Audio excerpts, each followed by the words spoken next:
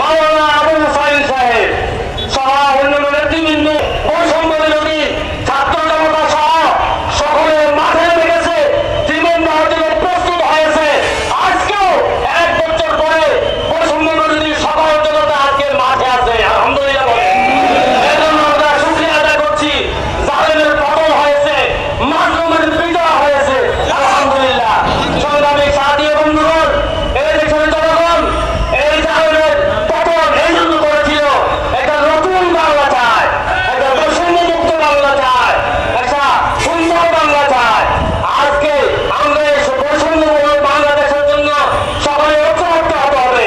আমি আহ্বান করছি, সেই হাসিনার পতনের জন্য বৈষম্য বিরোধী ছাত্র জনতার ডাকে যেভাবে আমরা ঐক্যবদ্ধ হয়ে মাঠে নেমে প্রধান করে আছি, সামনে যদি বৈষম্য এই বাংলাদেশ করতে হয় আমাদেরকে ঐক্যের প্রয়োজন আছে। ঠিক কিনা বলে? যারা ঐক্য বিনষ্ট করবে জনগণ তাদের ছাড়বে না।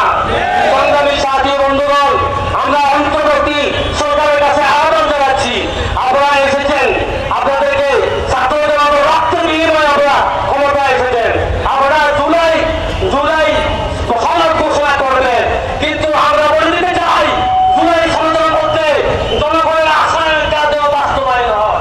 আশার কাজের বিরুদ্ধে যদি আমরা জুলাই ঘোষণা করেন, সেই জুলাই ঘোষণা জনগণ মানবে না। সংগ্রামী সাথী বন্ধুগণ, আসুন আমরা বৈষম্যমুক্ত বাংলাদেশ করতে হলে আমরা সৎ লোকের শাসন লাগবে, আর আল্লাহর আইন লাগবে, দুর্নীতিবাজ মুক্ত লাগবে। আমাদের আইনের জবাব ঘোষণা করেছেন, আমরা সংগ্রাম করি না। আমরা কি ছাড়াবাজ? আমরা ছাড়াবাজকে সাহায্য করব না।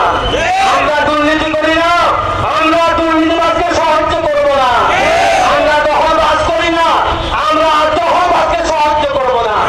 সামনে যাতে করি ছাড়াবাজ, দখলবাজ, দুর্নীতিবাজ কোনো বেসিস না আসে, সেভাবে আমরা ঐক্যবদ্ধ ইনশাআল্লাহ। সংগ্রামী সাথী বন্ধুগণ, আসুন আমরা বৈষম্যমুক্ত সমাজ প্রতিষ্ঠা করতে হলে আল্লাহর কোরআন লাগবে, ইসলামী সমাজ লাগবে। তাই আমরা এই দেশবাসীকে আহ্বান করছি, 53 বছর আমরা সরকার দেখেছেন, দল দেখেছেন, নেতা দেখেছেন, কিন্তু পরিবর্তন হয় নাই। এই জন্য আরো 53 বছর যদি দেখেন, তাহলে সমাজে শান্তি আসবে না, কল্যাণের উপর আসতে হবে না। কল্যাণের উপর আসতে পেতে হলে সব লোকের শাসন লাগবে। কি লাগবে? আর আল্লাহর আইন লাগবে। জামাত ইসলামী সরকারের শাসন প্রতিষ্ঠা করছে, আলহামদুলিল্লাহ বলেন। জামাত ইসলামী পরীক্ষিত সব লোকের দল, আলহামদুলিল্লাহ বলেন। আমাদের 2 জন মন্ত্রী প্রমাণ করেছে 1 পয়সার দুর্নীতি তারা করে নাই, আলহামদুলিল্লাহ বলেন। এজন্য আসুন আমরা ঐক্যবদ্ধ হয়ে গাদাগাদ গুলি গিয়ে কাদা চলেছে, ওই গুলি গিয়ে আমি আহ্বান করবো জনগণ আপনারা যতই কাদা চলে করে, যতই বিরোধিতা করে, জনগণ আপনাদেরকে পছন্দ করবে না। এই জন্য ইসলাম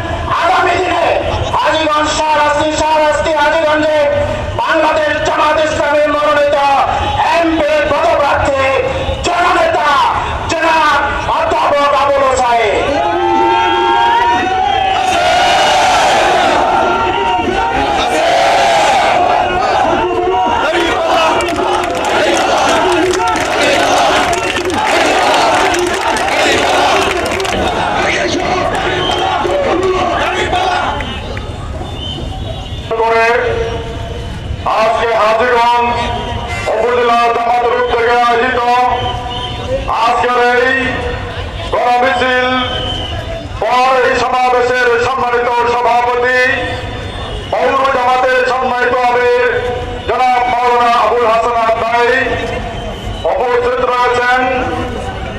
আমাদের জেলা জামাতের সম্মানিত ধর্ম পরিষদ সদস্য হাফেজ মাওলানা মীর হোসেন ভাই উপস্থিত রয়েছেন। উপজেলা জামাতের সম্মানিত নায়েবে আমির জনাব মুজাম্মেল হোসেন মজুমদার পরান ভাই উপস্থিত রয়েছেন। উপজেলা জামাতের অন্যতম নায়েব আমির এবং সেক্রেটারি পৌর জামাতের সেক্রেটারি ইসলামী ছাত্র শিবিরের উপজেলা শাখার সম্মানিত নেতৃবৃন্দ উপস্থিত মঞ্চে আমাদের চাঁদাবাজি করা হয়েছে, বিভিন্ন তুপ্প লাগে জঙ্গি এবং বিভিন্ন তুপ্প লাগে রাজাকার আলবদর রাজশান এই সকল তুপ্প লাগে এদেশের মানুষকে জবাব নির্যাতন করেছিল। বাংলাদেশকে কারাগারে পরিণত হয়েছিল। বাংলাদেশের জামাত ইসলামীর নেতৃবৃন্দ এই সকল প্রতিবাদ অন্যায়ের প্রতিবাদ করেছিল। এই প্রতিবাদের কারণে নেতৃবৃন্দকে জেল দিয়েছে, মিথ্যা মামলা দিয়ে ওই বিচারক আইন দিয়ে আমাদের নেতৃবৃন্দকে ফাঁসি দেওয়া হয়েছে, জেলখানায় পুড়ে মেরেছে। আমাদের লক্ষ লক্ষ নেতাবাজির কর্মীর বিরুদ্ধে লক্ষ লক্ষ মামলা দেওয়া হয়েছে। জামাত নেতৃবৃন্দ সহকারে এদেশের ছাত্র জনতা 2024 সালের ওই জুলাই আন্দোলনের মাধ্যমে একটা পর্যায়ে রাজপথে আবু সাইদে মুক্ত সহকারে ছাত্র জনতার বিপ্লবের মাধ্যমে আমরা চেয়েছিলাম পদত্যাগ, কিন্তু রব্বুল আলামিনের পক্ষ থেকে এমন ঘোষণা এসেছিল, এমন ফয়সালা এসেছিল যে এই ফয়সালার কারণে শেখ হাসিনা সহকারে তার গোষ্ঠী সহকারে পালিয়ে যেতে বাধ্য হয়েছে। আজকে সেই 5ই আগস্ট সারা দেশের মানুষ আজকে স্বস্তির নিঃশ্বাস ফেলছে, বুক ভরা আশা নিয়ে যে আগামী দিনে এমন এক সরকার গঠন হবে যেই সরকার আর নির্যাতন করবে না, জঙ্গি তোপা লাগে আলেমোলামাদেরকে হত্যা করবে না, নির্যাতন করবে না, এদেশের মানুষকে শোষণ করবে না। মানুষ বুক ভরা আশা নিয়ে আছে, আর চাঁদাবাজি হবে না। মানুষ বুক ভরা আশা নিয়ে আছে, আর দুর্নীতি হবে না। মানুষ বুক ভরা আশা নিয়ে আছে, আর ডাকাতি হবে না, চুরি হবে না, লুটতরাজ হবে না। কিন্তু আমরা পাশাপাশি দেখতে পেয়েছি যে খুনি হাসিনা সরকারে বেশি সরকারের বিদায়ের পরেও চাঁদাবাজি এদেশে হচ্ছে কি হচ্ছে না। বিভিন্ন পর্যায়ে যারা শেখ হাসিনার পরাত্তা বসে আছে তাদের ষড়যন্ত্র আমরা দেখতে পাচ্ছি। মাঝে মাঝে উকি ঝুঁকি মেরে আজকে বিভিন্ন মিছিল করে হুমকি দিতে চায়। আমরা অন্তর্বর্তী সরকারের কাছে দাবি জানিয়েছি, সংস্কার করুন, সংস্কারের পর জাতির নির্বাচন দিন এবং সেই নির্বাচন হবে নিরপেক্ষ নির্বাচন, অবাধ নিরপেক্ষ নির্বাচন। তত্ত্বাবধায়ক সরকারের অধীনে নির্বাচন